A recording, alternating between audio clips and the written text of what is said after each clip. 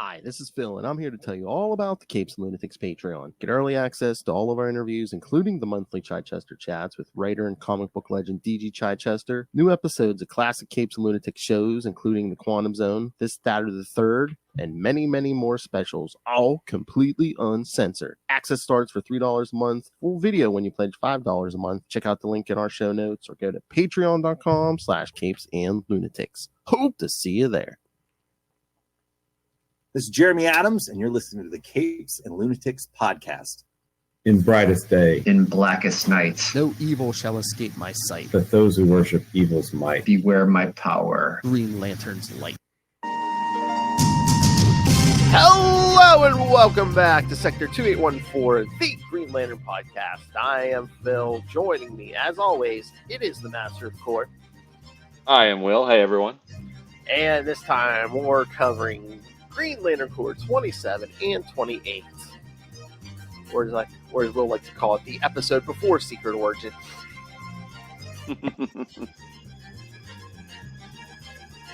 Alright, so... Wow. I was going to say, that music seems longer than usual. There it is. We probably have to usually spit out more information, like, oh, this issue. I got two. Yes. But also, kids, this week, brand new came out. Alan Scott, Green Lantern #1. Again, it was decent. You kind of get flashbacks and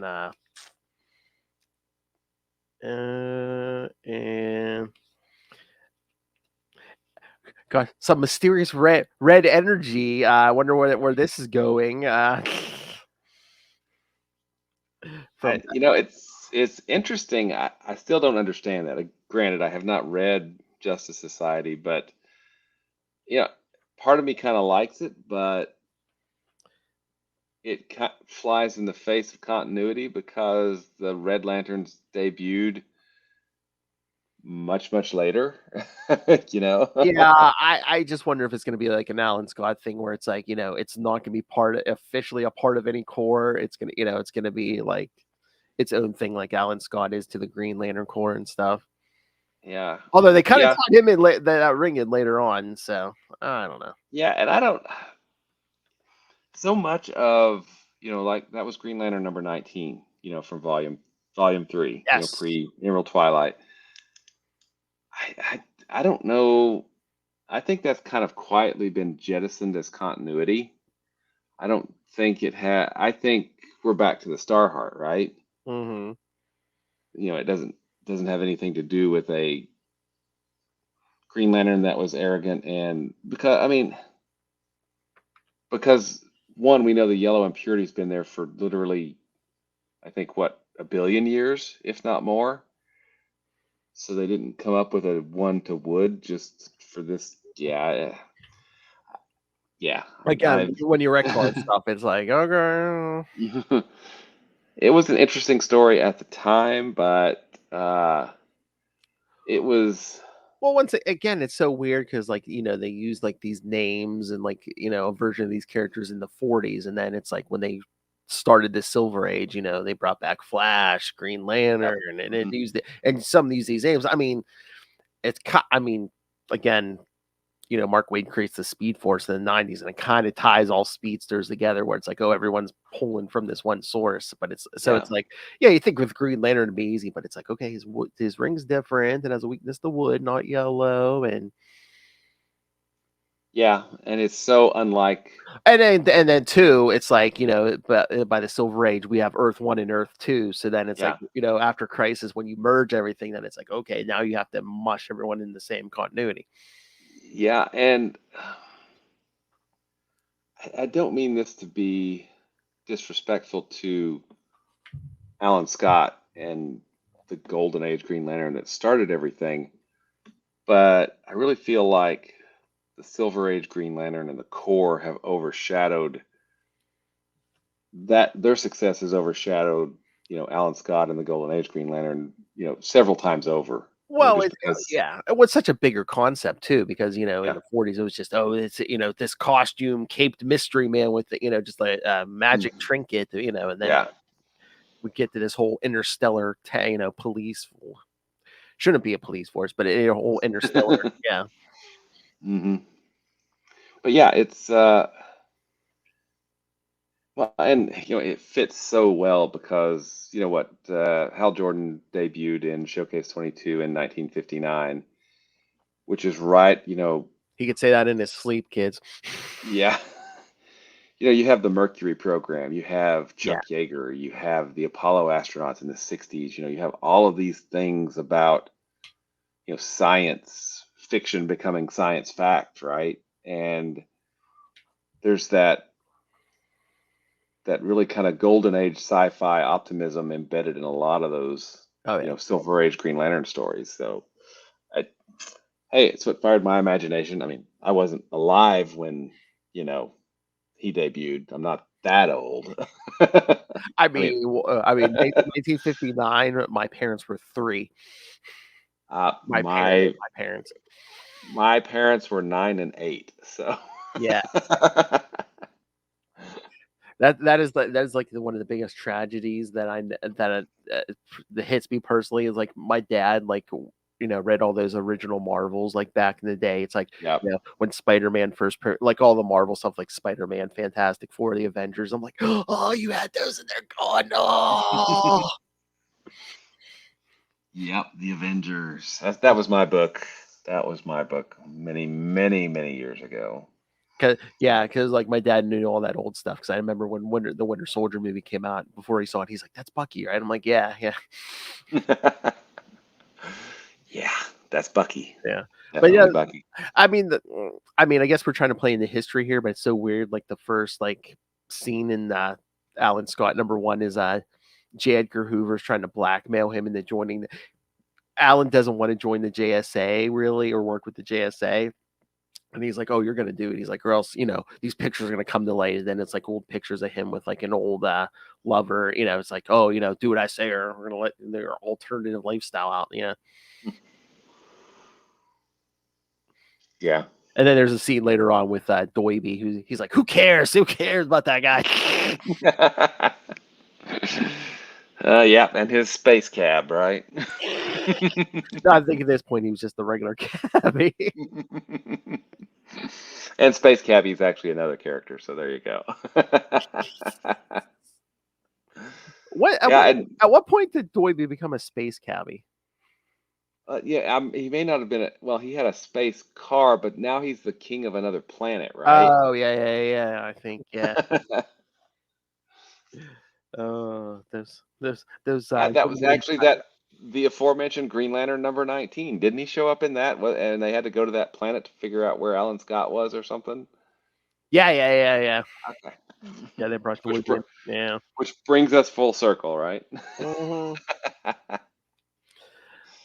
So I mean, again, it was a decent beginning. I'm here for this because again, I think all these Golden Age ones are just miniseries like this, the Jay Garrick one. I didn't pick up the Sandman one yet. I don't know if I should pick that up or not. Who's that by? Do you remember? I'm gonna look that up. Well, I know, I think the artist was the one who was doing the original artist on the Tim Drake Robin book, and I did not really like that art. But from what I saw and what I heard, I think the art's a little better on the Sandman book than it is like the. Well, it may fit with the Sandman more than it would with Robin. Wesley Dodds, the Sandman #1. It's Robert Venditti is the writer. Hey, Green Lantern scribe. Mm-hmm. The original, the Golden Age Sandman from like the 90s and 2000s maybe was that Stephen T. Siegel, and did Matt Wagner do some of that too? I can't remember. I can't remember. I'll have to look those up, but yeah. Wesley Dodds, the Sandman. It's so weird. It's like the JSA's making a big comeback, but meanwhile we still don't have a JLA team at this moment. I mean, the members are out there, but they're not like coming together as a team. Uh-uh. So are they going to do? What's the plan there? Is that going to be the Titans have a book right now, right? Yes, Titans do have a book. Yes. Okay.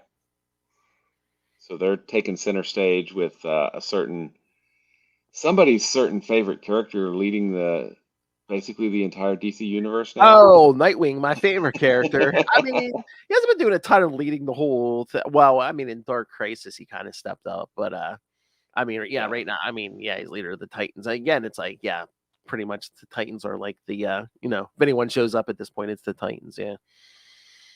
And for anybody that's watching right now, you can look at his Twitter handle right there, Nightwing. It says Nightwing right there in it. Nightwing, my favorite character. Oh, you just said favorite character, and the first thing that pops in my head, right? Batman. Exactly. My favorite character. But yeah, I mean, the JSA, the Justice Society book is good too. I think, yeah, that's Jeff Johns writing it, but it's been delayed. It suffers delays and stuff. Oh, that's disappointing. You would think that they would have all of that stuff in the can ready to go on a big high profile launch like that. Yeah. I think I told you about it, but yeah, I mean, they found a way to do a Helena Wayne. She comes back in time, and then she tells Batman all about herself, which basically like kills her future timeline. So it's like, oh, stuck here. Yeah. Oops. Okay. I keep asking you every week. Did you watch Quantum Leap yet? Saw the first 2 episodes. 3 years, buddy. 3 years. 3 years and 0 time passed for him. But I think there's 4 episodes now total out. I think I've watched them all. I don't know why I have to look it up, but yeah. Yes, yeah. Okay. The 4th one was this week. Yeah, I think it's going till the end of November, and then they're taking like their mid-season break or whatever. But yeah. Mm-hmm. Well, cool. I should be able to watch the next 2 next week, so yeah, that'll be good. I'll get caught up. Loki has been. Have you seen the latest episode? I haven't seen this week's, but besides that, I've seen the rest of them. Yeah. Oh man, I have to give them serious props. I was like, they're doing a thing, and then they go, and I did not expect it, and I did not see it coming, and it was What, just this like, yeah, I was like, holy crap, that is awesome. How, okay, cool. I'm back for the next episode. well, that's like what was that last week? I was like, Victor Timely, there's a deep pull. Yeah.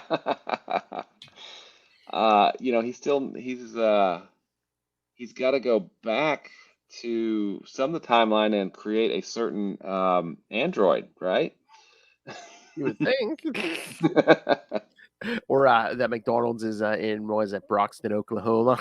Yeah. Oh, I don't know if you've been reading it. Al Ewing's been, I think it was 3 issues in the Immortal Thor. That's been a pretty decent book. It seems it seems more like classic Thor to me. Gotcha. Yeah, he's even maybe he'll bring Quasar back in that one. Oh, I wish. Marvel, if you can't find no one to do that, I mean, this man will do it with me whispering in his ear. I mean, we got a whole new status quo for Quasar in just a few panels. Oh, that's right. Al Ewing did write that. Yeah. Never been explained and never seen again, kind of thing. It's been years at this point. So yeah, everyone's swapping because a new Captain Marvel. They rebooted Captain Marvel. There's new Captain Marvel 1 out this week, and now Carol Danvers is switching with someone not in and out of the negative zone with Negabands. So. Oh, okay. It's gonna be a thing now, apparently. Okay. I guess. I'm like, the Marvel family. We've had at least father and son doing that. Yeah. Both with Rick Jones. Poor Rick Jones. Oh well. All right. We got some Guy Gardner issues tonight, man. Nah, well, sorta. Kind of. I do have some questions about the second issue. All right. So remind me about that. Okay. And I believe there's only a synopsis for the first one. So yeah, we'll walk through the second one, and kids, we'll answer your questions coming up. Stay tuned. Now it's time for a word from our sponsor. Hello, kids. Who's your favorite character? Batman, my favorite character. Drink your Ovaltine. Sorry, that's a deep cut. A crummy commercial. Jeez. Oh my god! I was telling Lilith, you know the weirdest thing? Our local Steel City Con in December. Guess who's showing up? A name I never thought I would see. Who? Alec Baldwin. Wow, that's interesting. Well, I was like, does he need money or something? Wow. So I think they even they're even been promoting it like, oh, his first, like a con appearance, sign and stuff. And I'm like, holy crap! Well, I mean, the Shadow from, oh my God, that was in the 90s, wasn't it? It's like early 90s, yeah. Early 90s. Yeah. I don't think movies were even showing up at Comic-Con and stuff at that point, were they? Nah, not really. I mean, I said if I wanted to be a jerk, as I told Love, I was joking around, I'd be like, I'd go up there and be like, what does the Shadow know?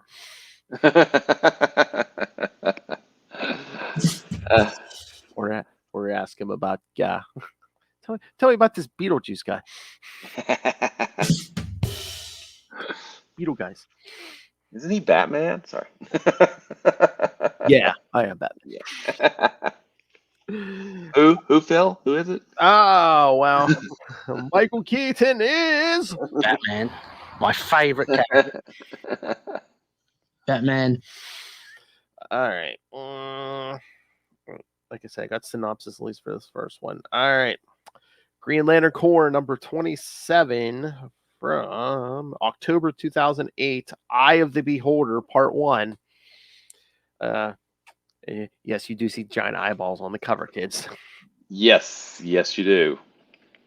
Writer Peter Tomasi, penciler Luke Ross, inker Fabio Lugana, colorist Nell Ruffino, letterer Steve Wands, and editors Adam Schlauman and Eddie Berganza.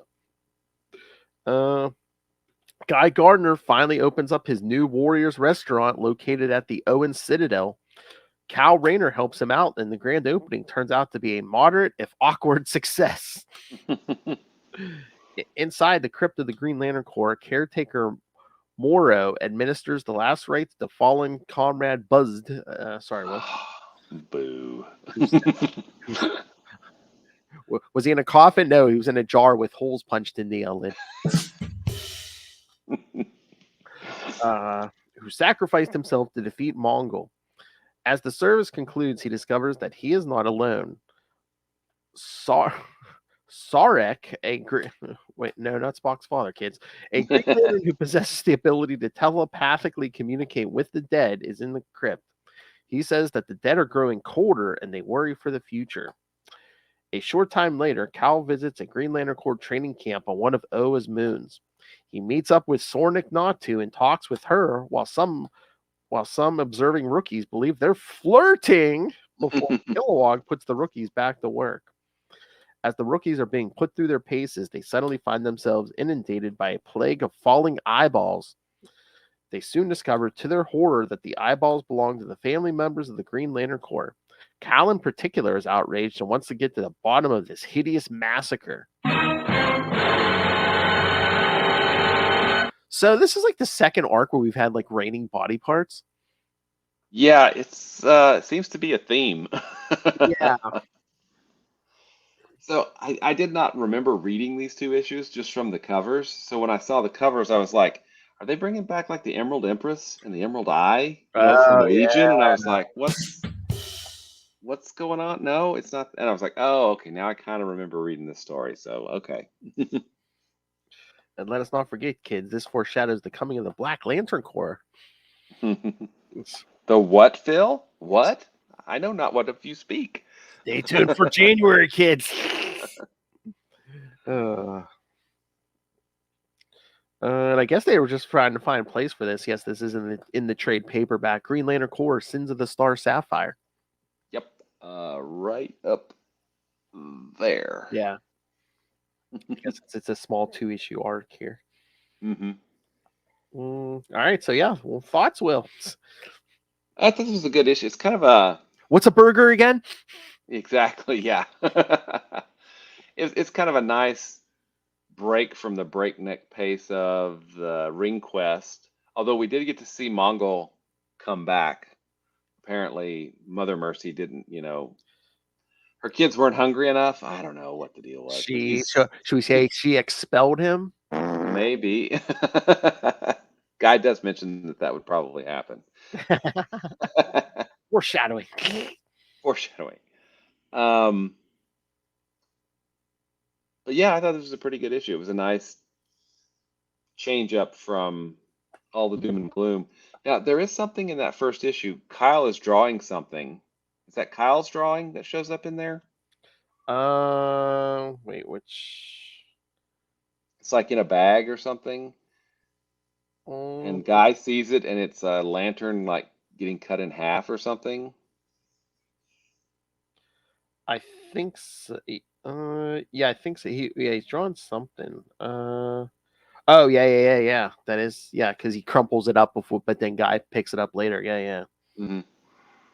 I don't know what that's probably some foreshadowing but I don't remember what happens next. So I can't remember either. So, but yeah, I mean, this was a pretty good issue. We, the rookies are all, hey, I didn't sign up for this crap, right?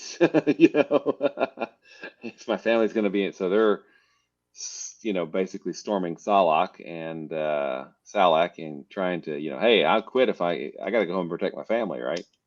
So. Yeah, because we do see somebody who the off camera is basically going to the families of Green rookie Green Lanterns basically, and just like, oh, you're whoever serves in the Corps. Yeah. So I mean, I guess that's the way to get people to reject those rings, but. Mm-hmm. But yeah, I mean, as a little two-part story, I think this was a good way to start it because we get everything that we need in this issue. We do get to see some flirting between, Kyle and Soranik, and Let's start to that, yeah. mm-hmm.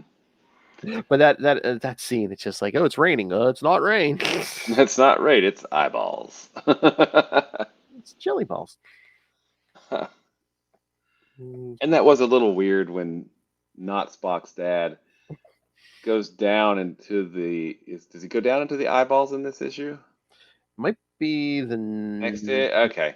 because it's the end of this issue when I think Soranik does like the it's like scan these scan this eyeball, tell me who it's from, and it's when they discover it's one of the rookies' families who were there on the field. Yeah, the polar bear looking guy. Yeah, he's just he's like, what? Mom, Dad. But they no, but not Spock's dad, gives them the image of, supposedly of the person who, the being who did it. Yeah. That's a very specific form of telepathy or whatever you want to call it. He only can speak, speak to the dead. To the dead, yeah. But once again, more it's like, oh, well, I guess he's gonna have a lot of people to talk to come January. A whole lot. And we actually get more into that.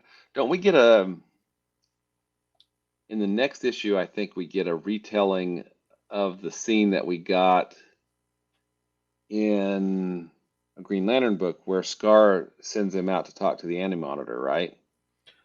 Didn't we get that scene in either the Green Lantern book or earlier Green Lantern Corps? Maybe, because was that we got that before? I was trying to remember if we got. I remember stuff with Scar, but I couldn't remember if. Yeah, I thought we got to see it before, and this was maybe. Just kind of throwing it in there again. But I could be wrong. I could be misremembering.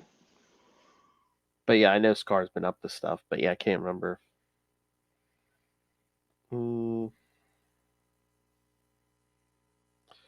But yeah, did you want to jump to the next one? I mean, we can just discuss this whole story as a whole. But like I said, I don't have a synopsis, so yeah. I think we can just go ahead and jump into the next one. Well, I know. Well, remember, kids, and in this first one, guys told Cal, I'm going to need some time off. He's like, what? He has to keep a date with Ice. So. Mm-hmm. Yeah, and that confused me a little bit because is that really Ice? What happens next? Do you remember? I don't remember. I don't either. So I guess we're going to find out. Stay tuned. We will find out Together. together. Yeah, this one's the same. I think it's the same team as last time, but yeah, Luke Ross on pencils and Fabio Lugano were both guest penciler and guest inker. So, hmm so I wonder if it was giving our team time to like catch up, or get ahead for what's to come in the next few months. Everything that's coming. Yep. Because that all has to. And if I. I mean, If I- there are some good arcs between that now and January, Mm-hmm. but yeah, once it all hits the Yeah. fan in January, it's gonna be 50 million cross. I don't remember. I don't remember parts of Blackest Night being late. I mean, I think it was all on time, I and don't remember anything being late, but maybe that was part of the reason. Then maybe they go yeah, like getting ahead. time. Mhm. Yeah, because basically, I mean, there were like one shots and mini series, and but other than that, it was like the Green Lantern book, the Green Lantern Core book, the Green Lantern book, the Green Lantern. Basically, Yep, exactly. It's like, well, part 6 doesn't come out. Well, we're not going to release part 7, part 8. So, plus the Blackest Night book. Oh, some decent covers on these. I mean, they almost look like Really covers. Yeah, painted covers. They looked really nice. Very different from everything that was before, and I think pretty different from the work that followed as well. So they definitely stand out, and they're really nice. But yeah, this one opens. They're in the med lab with they put all the eyeballs in a floating tank. A big jar. Eye of the Beholder Part 2, kids, get it now.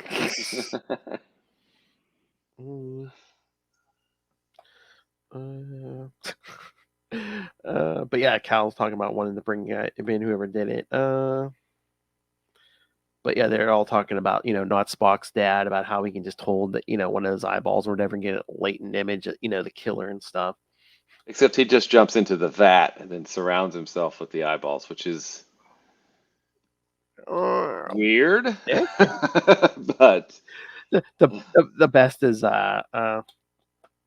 yes, because Guy's questioning it, and Salak's like, no, Raynor, Kilwog, and Lantern not to witnessed it. And then Kilwog goes, clear as the nose on my face. And Guy goes, that clear, huh? yeah. And Salak gets onto him for making jokes. And Guy's like, I either make jokes or I'm going to blast that wall to, smithereens or something, Yeah, but not Spock's dad. Yeah, floats up and goes down, and and then he gets like covered in eyeball. Yeah, I know. It's like a whole man-shaped form covered in lots of little eyeballs, which is really kind of weird, but whatever. Then you just see multiple floating heads, and all look like this. Well, same creature, same race. But the rings can't identify the species. So Salak sending out the alert to all this sector precincts and fringe sectors. But once there's a sighting, Salak's like, yeah, be ready to go. Because once again, we're getting a team together here like we did last time, pretty much. Yep. Here we go. This time, Cal's drawing the Green Lantern logo with a eyeball. Oh.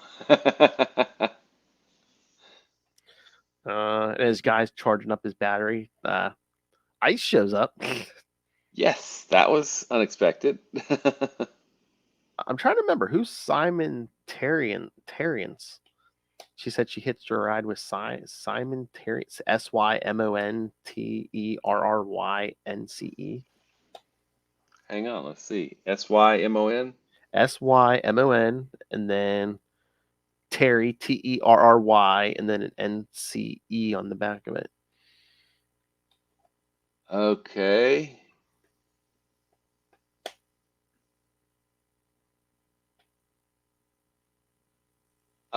Okay. He is a Green Lantern. of Sector 2515. It's not ringing a bell with me. How would she know ice? I don't know. I don't know. He first appeared in Green Lantern Volume 2, number 169, back in October of 1983. Oh. Huh. So it actually is an established character. Okay. Come on, Mr. Silver Age. You didn't know that? I've got lots of studying to do. Wonder if that's just like a name that showed up once or twice and he just pulled it, Tomasi just pulled it out of his pocket. Yeah, I don't know why he would be on Earth. Yeah. I guess we're gonna have to Yeah, maybe do some more research on that one. or maybe they'll explain it coming up here, but yeah. Yeah. But yeah, Ice shows up, guy on Owen. Guy's like, oh, let me cook you something, but then of course that's when Salak calls him like, oh, we got a sighting. Mm-hmm. But he's like, I gotta take this. So yeah, just leaves her there. And then we see all the rookie lanterns starting to quit. Yep. They're like, we're not going to endanger our families, and so can they modify these rings? Because some of them look like the ones with the like the logo Tile ones. in the Yeah. circle, and some of them just look like the logo. Yeah, I guess I don't know. because these are all supposed to be rookies, right? I thought so. Yeah. Which I mean, besides like maybe Cal's ring and like John Stewart and stuff, I mean they made all new rings, right? That's a good question because what happened to all the other rings? So rewind, when Sinestro is quote unquote executed, the battery stopped. Yeah, the first time Green Lantern 224. Okay. Yeah. The power battery stops, right? And you're left with like 7 lanterns that go to Earth. Yeah. Yeah, or 4 lanterns. Well, no, yeah, because it was after 200 we got the 7, but after that it was basically what Guy, John, Howe. Mm-hmm. So there's a whole bunch of rings that stopped working that are out there in the universe, right? Yeah. So I don't know. I think it's an interesting question because in the Thorn run, which a lot of people have very strong feelings about, Hal supposedly got back his original ring from Abin Sur. Mm-hmm. So I think now it's kind of up for grabs. Are all the rings that are left all the original rings plus the new ones they made for the additional core members? I mean, because a ring is pretty freaking hard to destroy, I would think, right? You would think, yeah. I mean, it could be powerless, but I mean, yeah. Well, I mean, unless he was using all his stolen power, but I mean, Emerald Twilight, Hal stepped on and crushed his ring. That's true, but he was, that's different. Well, and remember, there's the story that Mark Waid wrote in the Green Lantern Corps Quarterly book, where the ring's about to run out of power, and the Green Lantern's trying everything that he can to I want to time travel. No, it doesn't count. Blah blah. Finally, he just throws the ring at the thing, and it breaks it because the ring's basically indestructible. Remember that one? I don't know about you. Yep, that was in Green Lantern Corps Quarterly 7, I think. I don't know. Maybe it was 4. I'd have to look it up. I mean, since we have a new Kyle's time as Ion the first time. I mean, we had is it a new central power battery? So did we have to make new rings? So I don't know. And after Emerald Twilight Kids, was Malvolio going, wait a minute, what's wrong with this thing? Exactly. Oh, I knew I should have enacted that strategy like years ago.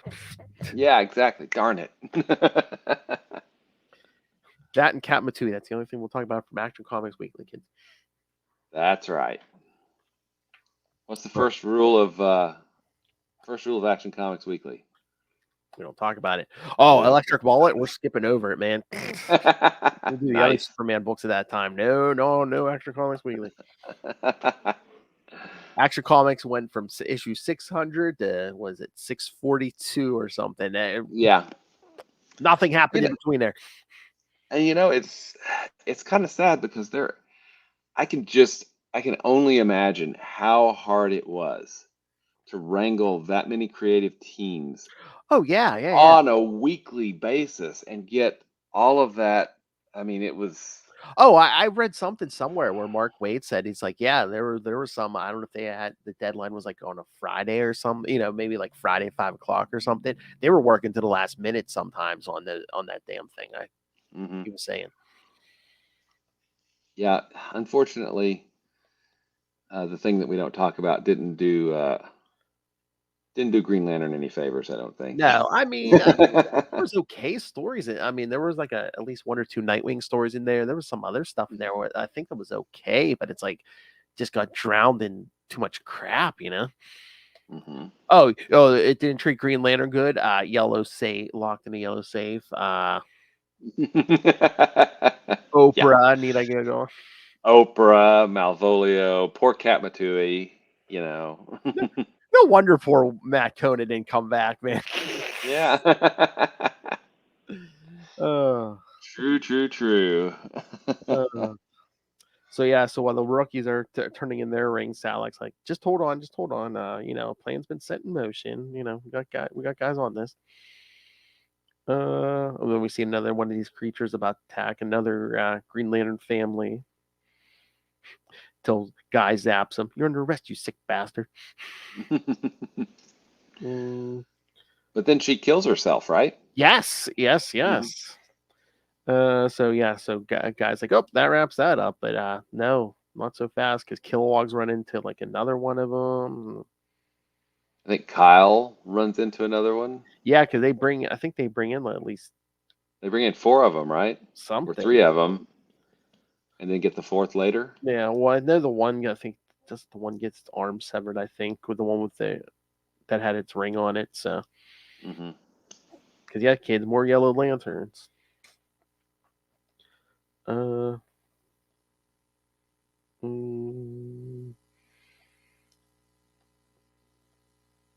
yeah, they're not putting anything up. The ones even say, "You cut me into pieces. I'll never tell you anything."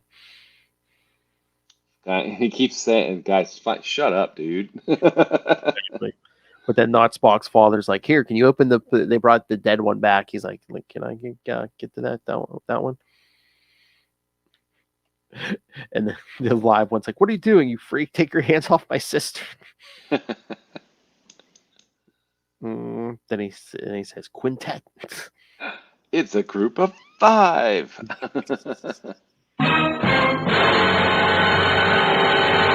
So we see the other 3. They're figuring out where they should go next. But then, yep, the Lanterns. Yeah, Kyle, Guy, Kilowog, and not Spock's father show up. But they locked the remaining. Did we get a name for these things? Pentet? Oh no, I think each of them were given like Greek names. Ina, Theo. I'm trying to remember that from Indiana Jones and the Last Crusade, but I think they have Greek names indicating 1, 2, 3, 4, 5. Okay. But yeah, the remaining ones get locked in the psi cells. Guy even says, "You can now call yourselves the Quad Squad." Yeah. I mean, the Quad Squad. We will kill you all. Thanks for sharing, but like we haven't heard that before. And then we get the nice little, extra scene with Scar and not Spock's dad, Sarek, or whatever you want to call him. She's like, gives him a secret mission. Don't speak of this with anyone. And it's like, understood. What do you want me to do? I need you to locate and communicate with the corpse of the Anti-Monitor. Boy, nothing's going on with that corpse, is it? Yeah, it's not like embedded in a giant Black Lantern power battery or anything like weird like that. I promise, right? Man, those central batteries are nothing but trouble. Yes, they are. I love when Kyle and Kilwog, guys or Kyle's like, Kilwog, how about a beer back at Warriors, Kilwog? How about 10 burgers to go with them? And Kyle's like, I'll cook you 4. And you poor. But yeah, yeah, I thought this was a pretty good little issue, little story arc. I mean, just 2 issues, and now the art was good. It'll be nice. I think we get Patrick Gleason back in upcoming issues, so it's nice. The art was good here. No, don't get me wrong, but Patrick Gleason, I think, really kind of made a mark on the Green Lantern Corps title with defining a lot of the way all these characters should look. Yeah, Patrick Gleason is back the next issue of Green Lantern Corps, so for Sins of the Star Sapphire. Woohoo! All right, so I thought it was a good little arc because it's like, one, we got some action, we got some new Sinestro Corps members, and we're teasing, what's to come with guys who can talk to the dead, and hey, go talk to the corpse of the Anti-Monitor. Yeah, nothing. It's fine. That'll be fine. Nothing bad will come from that, I'm sure.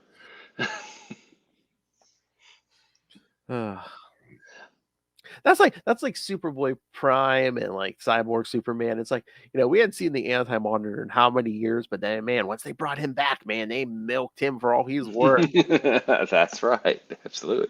And I think you read the Superboy Man of Tomorrow series. Yeah. So we got a Cyborg Superboy now too, right? Yeah.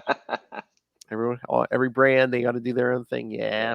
And Guy was like, if he joins the Yellow Lantern Corps, I just know.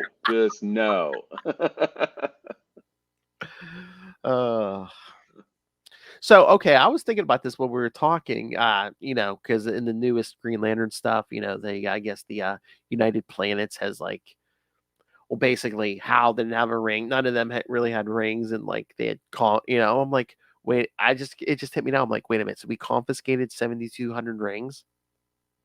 Nobody fought back, or was there a way to shut them all off at one point? I'm like, what? I don't know. I mean, maybe the other lanterns don't have a problem with Sector 2814 being quarantined. I mean, the crazy freaking Earth people, right? I mean, they're always causing crises, and and Hal may not have had a problem with it either until what happened on Korrigar. I mean, we don't know, right? And that's a little, and we've talked about this probably ad nauseum at this point, but the last volume of Green Lantern, I thought the first 2 issues were really strong because they weren't that split book format. Oh, yeah. But every issue after that, I never felt like we got a full story on either story A or story B, the home team or the other one. I really think that really hurt that run. Yeah, yeah. It's almost 2. Yeah, 2. I mean, we didn't get 3 in any of this, did we? Yeah, but it was like 2. Yeah, and again, it was 2 different stories. There wasn't a lot of ring stuff. It's for a lot of it. It's like, I'm sorry, I'm here for ring stuff. Yeah, and there ought to be a moratorium at least. Okay, 20 years until you can do another freaking story where you blow up the central power battery or something along, suddenly every Green Lantern loses their blah, blah, blah. Enough of those stories. We've had them for too many times. All right. I know the Guardians don't learn, but maybe, just maybe, they would like have a backup. Yeah, that'd be funny Central if they power like battery. showed somewhere, in one of these more current stories where it's like, oh yeah, we after how many times this has happened, we have anticipated this and had this defense, or Mm-hmm. Or hey, here's the big power battery that serves a few Green Lanterns just to make it look good, and then we've got like 3 or 4 scattered across the universe, and that's where most of the people get their power from. But we're making ourselves the big target, so people attack Oa and they leave all those alone, so all the other lanterns can do their, jobs without interruption. But billions of year old beings that are really wise and have seen a lot of crap over the years, surely they could think of something like that. I don't know. Well, I think it's like it's not that they don't ever think of that stuff. I think I don't know. Half the time, doesn't it seem like they're just lazy? Yeah, yeah, probably. It's like, yeah, we'll get to it. It seems like, yeah, another million years, we'll get to it. Yeah, it's on the list. We'll get to it eventually. Jeez. All right. Now, I do have a question. Yes, 'Cause sir. I just thought of this. So, Manhunter tech is Owen tech, right? Yes, sir. At the end of the last series of Green Lantern, all Owen technology, all Owens, all Malthusians, all controllers were scrubbed from the universe, right?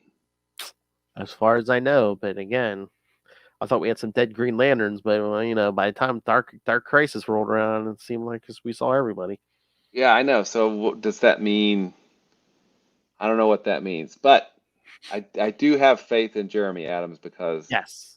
continuity, he does care about continuity. So I'm certain that there's an explanation coming, and I'm, waiting with bated breath to see it. Yeah, me too.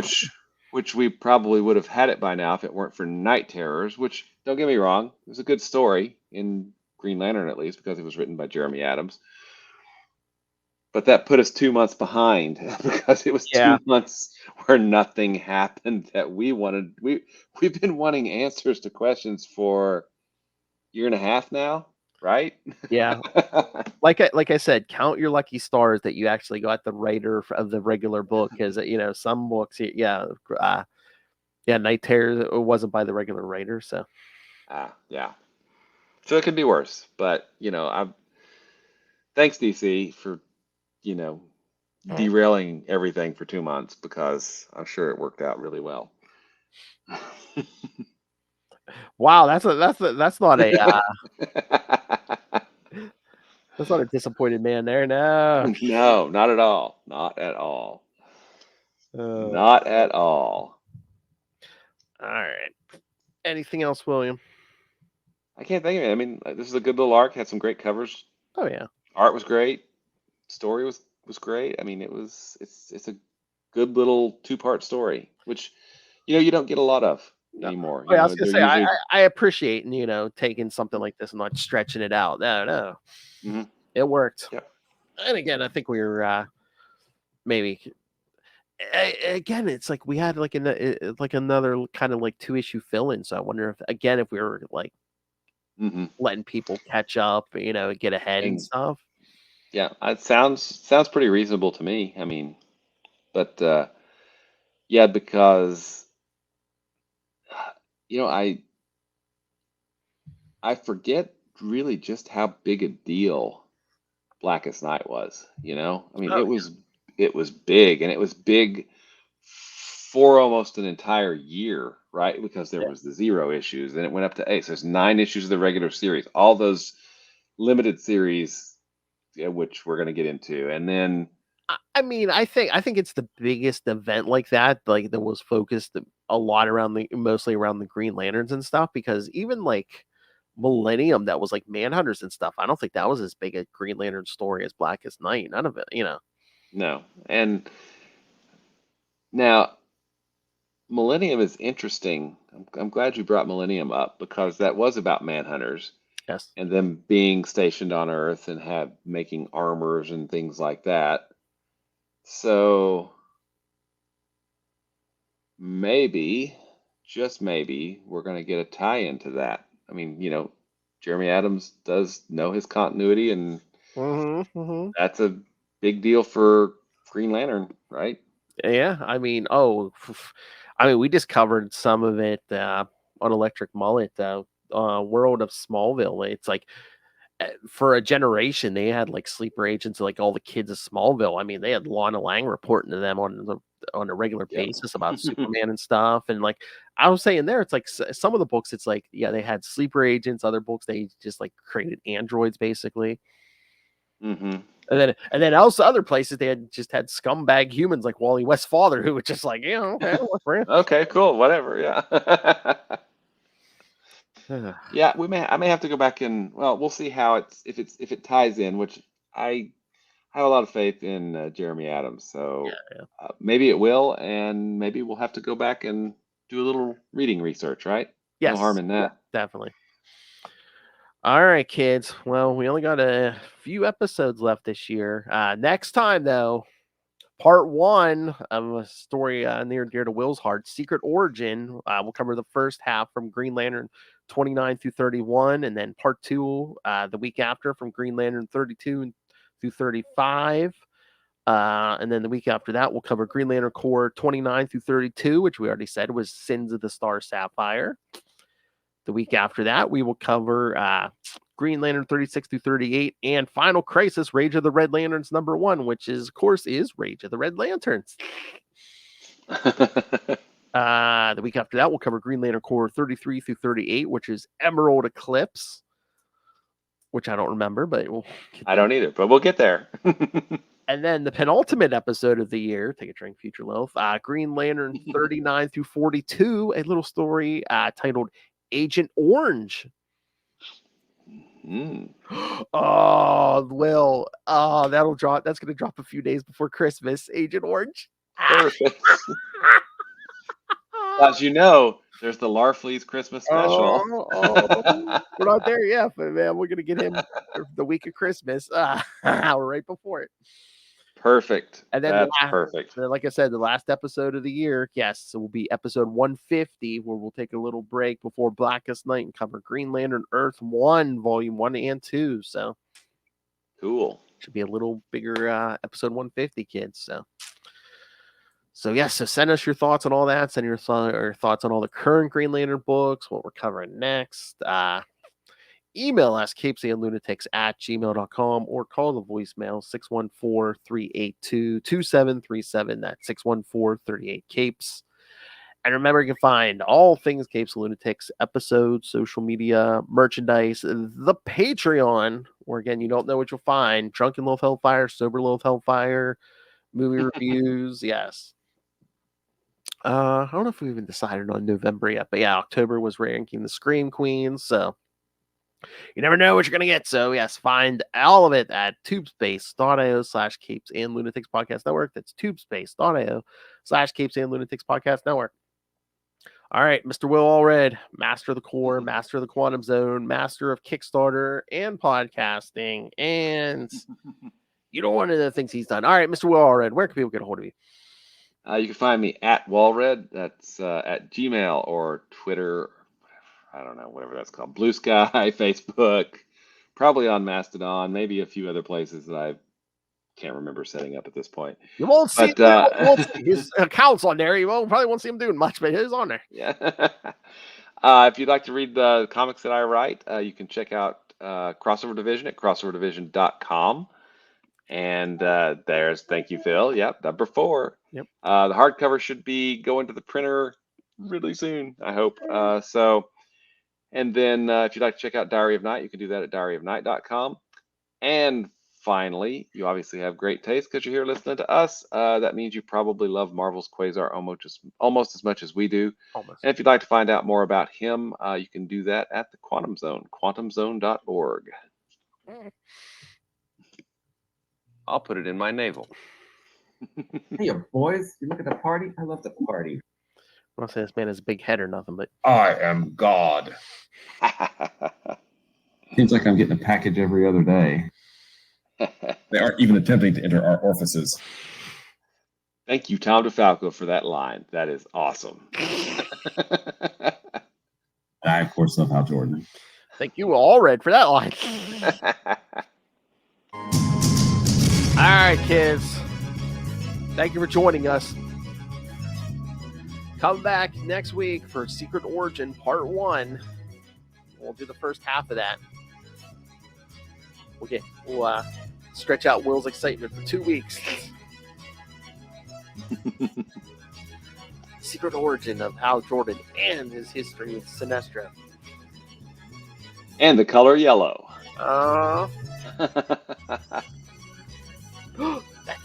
He's been plotting something. You'll see how long he's been plotting his plotting stuff.